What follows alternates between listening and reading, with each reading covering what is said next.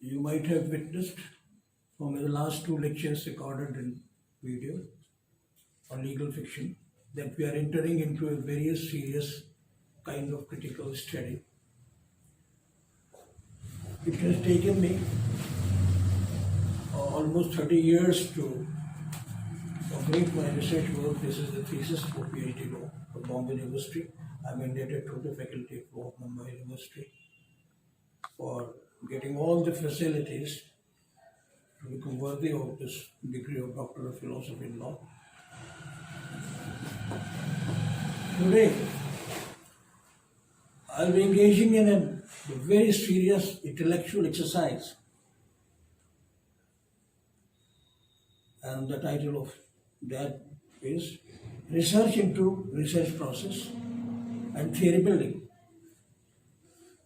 How theories are built, concepts are built, and doctrines are built. Since I'll be discussing about the doctrines I have built, concepts I have built, and the theories I have built, so I must explain the process of building theories. It requires doctrinal study of a very vast nature, almost exhausting the literature on the subject. It requires empirical experiences in day-to-day life, or while working in the profession, we get various kinds of experiential experiences, empirical experiences. Empirical means practical. When we are working in the practical life, day-to-day life, there are events that happen, and our observations and how the conclusions are received. These are empirical experiences. And then conceptualization and theory building leads to theory building. As a researcher in the Faculty of Law for PhD Law at the University of Bombay, I have been blessed by the goddess of learning. I have been blessed by the goddess of learning, I repeat. Study of law and research leads me to ecstasy.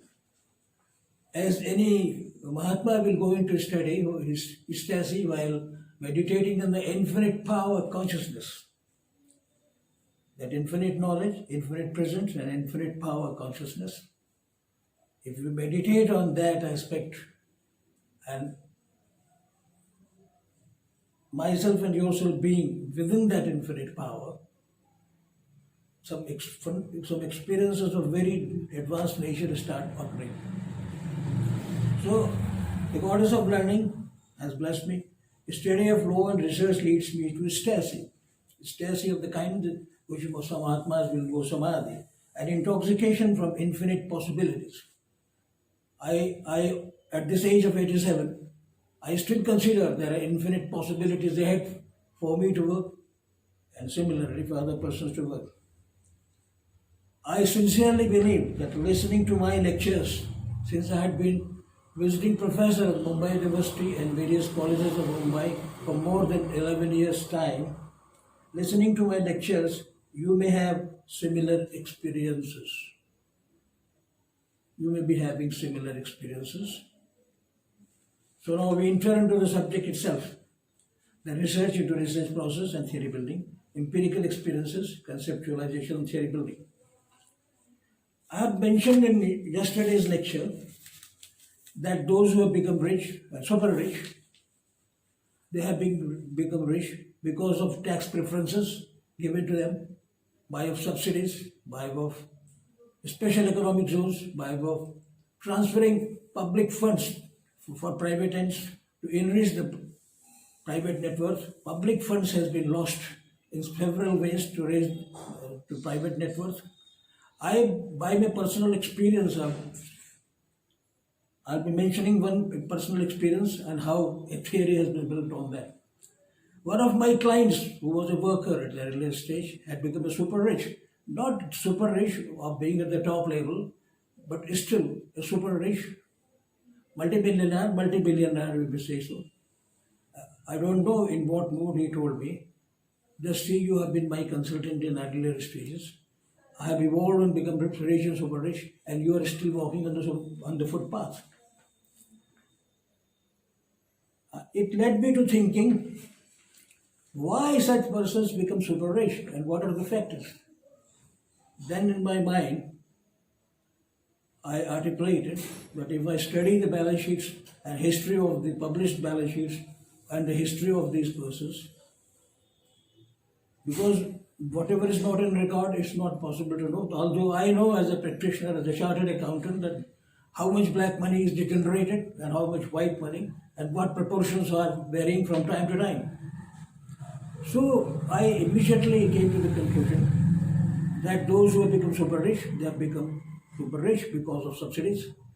Taxes are gathered by the due process of law, but subsidies are given arbitrarily. Special economic zones are declared on policy matters, and those who have land and special economic zones, they suddenly become super rich. Then from various kinds of techniques, public funds are lost to raise the private net worth of individuals, and thus in a very short time they become super rich. Now I've been traveling in first class in Mumbai. I've been there almost 60 years time, and there are persons who have really become world class rich. They were traveling in the same compartment. I've been traveling in the same compartment. My only achievement is this degree and this thesis. You are inheritors of that knowledge. I'm giving this lecture, recording in videos.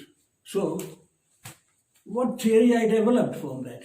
I developed a theory of national fund. The businessman declares his authorized capital, paid up capital, and whatever the profit is generated. But he never mentions, even for a statistical purpose, how much of revenue has been foregone to enrich development rebate, subsidies, and other various kinds of reliefs as compared to the normal taxpayer. For instance, electricity relief, water relief, special economic zones, various kinds of 15 years. For 15 years, if there is no taxation, absolutely. It ought to be quantified and should be mentioned above authorized capital, at least for statistical purposes, because this client has abused me, that you are walking on the footpath, I'm super rich.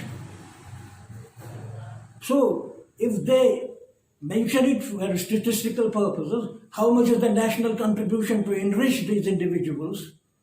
Whenever they declare the industry sick, we can say hands up, this belongs to the state, this is the national property. So that national fund is quantification of the revenues foregone by the state, of the subsidies given, of the benefits given in the special economic zones.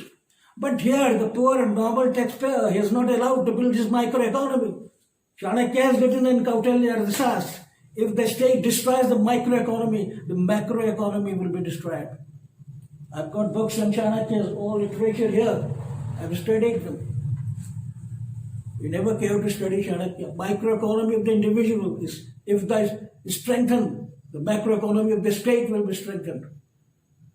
I've only asked, we do not ask for any concession, any subsidies, any special economic zones, or any special kind of privileges, or any transfer of funds from the public funds to the private net worth.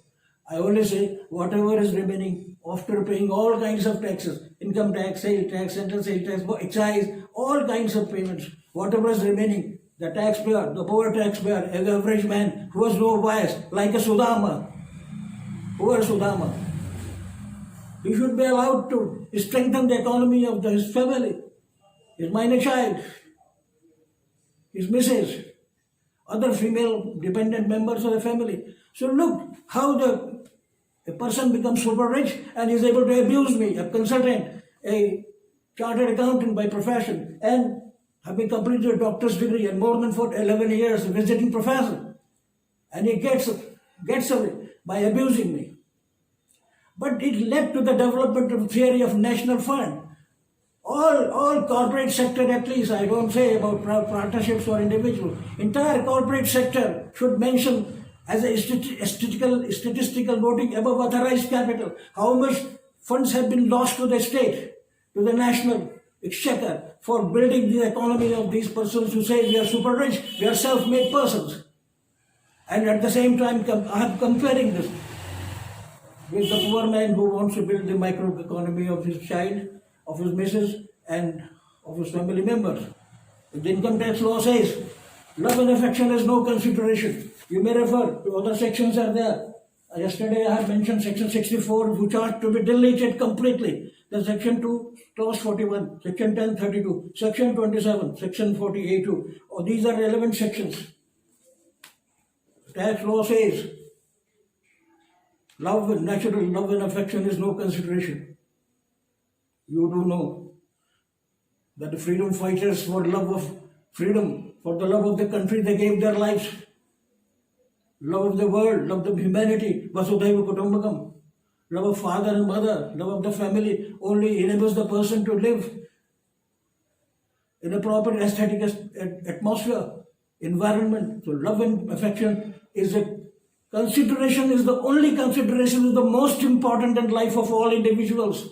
Here the law says, tax law says, then love is and consideration is not adequate considered. Please correct this anomaly. I want to mention that there are several styles of thinking. Because since we are entering into a various serious exercise of a nature unprecedented in the history of this country.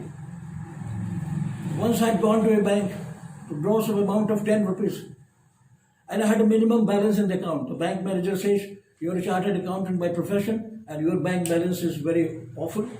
You don't have money, you want to draw 10 rupees only.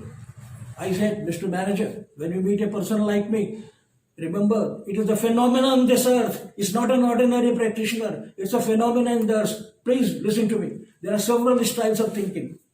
First is practical. People generally say, I'm a practical man. मैं यथार्थवादी हूँ. मेरा पैर तो धरती पर रहता है और आप तो आसमान में उड़ते रहते हैं. Idealistic. So another kind of thinking is idealist thinking. Then the thinking as an analyst, thinking as a synthesist, then as a pragmatist and utopian thinking, utopian idealism. So a practical thinking, what is practical today, strategy, practical today, and what should be our ideal in life, ideal for the state, ideal for the country and the world. Then the analyst has to analyze the for and against points of the practical thinking and the idealist thinking. And synthesist has to synthesize the good points of the all kinds of other thinkings, practical, idealist, and synthesist. He has to synthesize the good points of all practical thinking, idealistic thinking, and analysis that provides a synthesis. And pragmatist has to decide what is to be applied today, what is to be applied after some time. And utopian thinking is very high utopian ideal. It will be appropriate to mention that in the Constitution of India, the idealism is the main ingredient. Fundamental duties express utopian idealism. Fundamental duties in the Constitution of India express utopian idealism. Preamble, idealistic wisdom. Directive principles of state policy, pragmatic idealism. Because as the resources of the state permit, these ideas will be implemented. Fundamental rights, idealism at work, you can say practical. Practical means what kind of practical things? Idealism in practice. So idealism is work. Judicial process as legal wisdom, embellished by utopian idealism. In life and legislation is all inspired by idealism, and executive action too must be inspired by idealism. In this context, we'll be analyzing this practical, idealistic, analyst, synthesis, pragmatics, and we'll be discussing the theory of possibilities in our next lecture. But immediately, it is necessary to mention that there is a theory of possibility by which we test the implications of our decisions. Whatever I say, what will be its effect? Immediate effect, intervening effect, supervening effect, unexpected effect. What are the immediate challenges we are facing? What are intervening challenges we are facing? What are supervening challenges we are facing? What are unexpected challenges we are facing? And by giving these ideas to the country, what will be immediate possibilities? What will be intervening possibilities? What will be supervening possibilities? What will be unexpected possibilities? How the country will develop, the economy will be developed. So we request you, please, to bear with me and be prepared to this ecstasy and intoxication of infinite possibilities.